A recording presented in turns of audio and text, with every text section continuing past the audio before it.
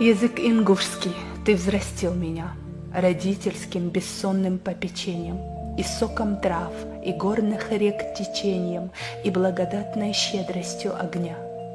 Язык ингушский, бью тебе челом, ты глубже мудрых фраз и слаще меда, ты главное сокровище народа в грядущем, настоящем и былом.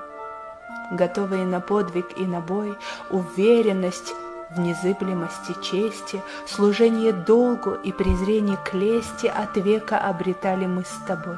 Родной язык тебя кузнец ковал, и мать дарила колыбельную ласку, и бабушка рассказывала сказку, и голубь над тобою ворковал. С тобой переступали мы порог родного дома и родного края, мы жили, четки лет перебирая, а ты от искушений нас берег. Как солнце светил, словно правда чист, ты каждым словом проникаешь в сердце, ты утверждаешь честь в единоверце, да будет он возвышенно речист. Но жалок тот, кто смотрит свысока на отчей речи стройность и певучесть, что может быть печальнее, чем участь безжалостно лишенных языка. В ингушском языке и звень язык, и гром атак, и жертвенности плаха.